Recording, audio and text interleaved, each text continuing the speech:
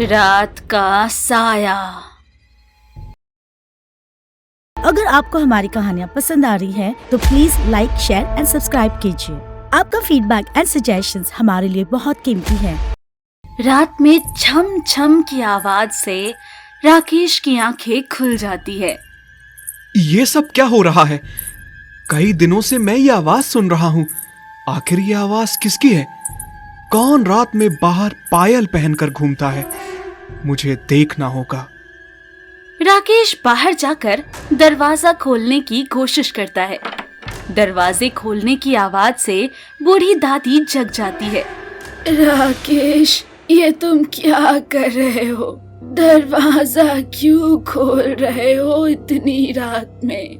क्या हुआ बेटा? दादी, मैं कई दिनों से छमछम की आवाजें सुन रहा हूँ। मुझे लगता है कि मुझे देखना चाहिए कि इतनी रात में बाहर कौन पायल पहनकर घूमता है। दादी घबराती हुई उठती है और झट से दरवाजा बंद कर देती है और राकेश को वापस धक्का दे देती है। दादी, ये क्या था? तुमने मेरे साथ ऐसा क्यों किया? मुझे धक्का क्यों दिया? और आप इतनी घबराई हुई क्यों हो? बेटा, तू नहीं जानता, तू अभी गांव में नया आया है। हमारे गांव के बीच में जो बरगद का पेड़ है, वहां पर आत्माओं का साया रहता है। उसी गांव में रात के अंधेरे में पेड़ से उतरकर जंगलों में गांव में घूमती है और उनकी ही पायल की आवाज यहाँ पर आती है। दादी, तुम क्या कह रही हो? अब मैं बच्चा नहीं रहा हूँ जो तुम मुझे ऐसी कहानी सुना रही हो। ये सब कहानियों में होता है। नहीं नहीं मेरे बच्चे, मैं कहानी नहीं सुना रही हूँ, तुझे हकीकत बता रही हूँ। और तू बाहर रात में कभी नहीं जाएगा। अगली सुबह नट्टू काका के पास जाकर राकेश बोला, काका, क्या बरगद के पेड़ पर सच में भूत रहते हैं? बेटा, तुझे उसके बारे में किसने बताया? तू बस इतना जान कि रात में कोई भी आवाज तुझे सुनाई दे तो तू बाहर मत निकलना। लेकिन तुमको कैसे पता चला कि मुझे रात में कोई आवाज सुनाई दी थी? इतना सुनते ही काका रोने लगे और बोले, बेटा, कुछ समय पहले यही आवाज मेरे बेटे को भी सुनाई दी थी। मैंने उसे लाख समझाया, लेकिन वो नहीं माना और रात में आवाज के पीछे निकल गया। उस दिन के बाद से उसका कुछ भी पता नहीं चला, वो कहाँ गया। नट्टू काका, आपका बेटा तो मेरा भी बहुत अच्छा दोस्त था। उसके जाने का दुख तो मुझे भी है, लेकिन मुझे नहीं लगता कि उसे किसी भूत ने मारा होगा। हो सकता है वो गांव छोड़कर ही चला गया हो। बेटा, बाकी गांव वाले भी यही कहते हैं, लेकिन मुझे नहीं लगता कि मेरा बेटा किसी वजह से गांव छोड़कर भाग गया होगा। तो क्या आपने कभी इस चीज के बारे में पता नहीं करना चाहा कि आखिर आपके बेटे के साथ क्या हुआ? मैंने पता करना चाहा, उस आवाज का पीछा करना चाहा, और एक दिन मैंने उस आवाज का पीछा किया भी। तो फिर क्या हुआ काका? मुझे साफ साफ बताओ। अमावस की रात मुझे फिर से वो छम छम की आवाजें सुनाई दी। मेरा गुस्सा चरम सीमा पर था। मुझे लगा था कि आज मैं सबको खत्म कर दूंगा। मैंने दरवाजा खोला और आवाज का पीछा किया। मैंने देखा कि एक लंबी बालों वाली औरत चली जा रही थी। मैंने उसे पीछे से आवाज दी। वो रुक गई और अचानक से उसने अपनी मुंडी मेरी तरफ घुमा दी, पर उसका धड़ दूसरी तरफ ही था। उसका भयानक चेहरा देखकर मैं बेहोश होकर गिर गया। तभी तेरी काकी ने ये सब देखा और बहुत तेज चिल्लाई। उसके चिल्लाने से चुड़ैल तो भाग गई, लेकिन मेरी जान मुंह में अटक रही थी। 2 दिन तक बेहोश रहने के बाद मुझे होश आया और फिर तेरी काकी ने मुझसे कहा कि तुम उसका पीछा नहीं करोगे। मैंने अपना बेटा तो खो दिया है, अब मैं तुम्हें खोना नहीं चाहती। ठीक है काका, फिर मिलता हूँ। इतना कहकर राकेश वहाँ से चल देता है। रास्ते में पता नहीं काका की बात में कितनी सच्चाई है। ये झूठ मूठ की कहानी बना रहे हैं। मुझे उस भूत का पता करना पड़ेगा कि ये सब चल क्या रहा है। आज रात अगर मुझे आवाज सुनाई दी तो मैं उसका पीछा जरूर करूंगा। उसी रात राकेश सो रहा था। उसे फिर छमछम की आवाजें आई। राकेश उठ गया और बिना किसी आहट के दरवाजा खोलते हुए बाहर की तरफ निकल गया।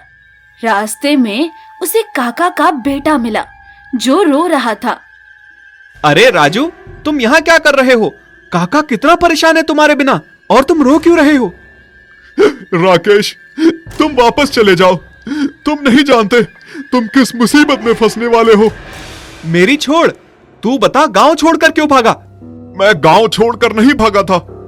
क्या मजाक कर रहा है? चल घर चल। राकेश राजू का हाथ पकड़कर चल देता है, लेकिन तभी अचानक राजू उसके सामने से गायब हो जाता है। ये देखकर राकेश डर जाता है। ये क्या? राजू कहाँ गायब हो गया? कहीं काका की बात सही तो नहीं है? तभी वो देखता है एक औरत सामने से खड़ी हुई उसे देख रही थी। कौन हो तुम? कौन हो तुम? औरत इशारे से उसे बुलाती है। राकेश उसके नजदीक चलने लगता है। तभी वो औरत आगे की तरफ चलने लगती है और राकेश उसका पीछा करते करते बरगद के पेड़ के नीचे चला जाता है। कौन हो तुम और यहाँ क्यों लेकर आई हो मुझे? राकेश इतना बोल ही पाया था कि बरगद की शाखाएं उसके गले में लिपट गई और उसे हवा में लटका दिया। राकेश बहुत तेज चिल्लाने लगा और उसके सामने पेड़ पर उल्टी चुड़ैल उसके पास आकर कहती है, बहुत दिनों बाद मुझे कोई शिकार मिला है। अब तू मेरे यहाँ कैदी बनकर रहेगा। मुझे छोड़ दो, मुझे जाने दो।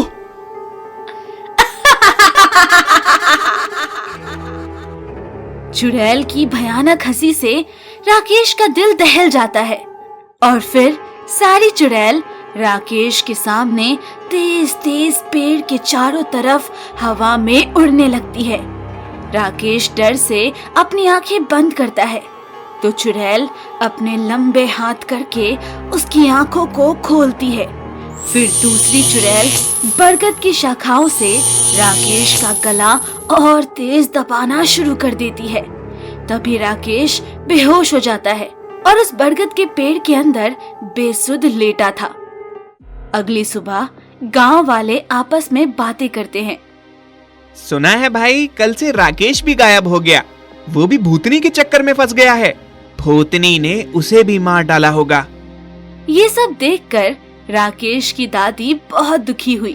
उसने कहा, मैंने अपने पोते को समझाया था कि रात के साए के चक्कर में मत पर इसने मेरी नहीं सुनी और वही हुआ जिसका मुझे डर था। बहन, अब पछताने से क्या होगा? क्यों न हम इस बरगद के पेड़ को ही कटवा दें। इसके कारण ही गांव वाले लापता हो जाते हैं। तुम्हें पता है ना, जिसने इसको कटवाने की कोशिश की है उसकी गर्दन उन चुड़ैलों ने खुद ब खुद काटी थी। हम बस यही कर सकते हैं कि उन चुड़ैल की आवाज का पीछा कभी ना किया जाए। नहीं, मैं ऐसे चुपचाप नहीं बैठ सकती। मैं अपने पोते को जरूर ढूंढ कर रहूंगी। मुझे यकीन है वो जिंदा होगा।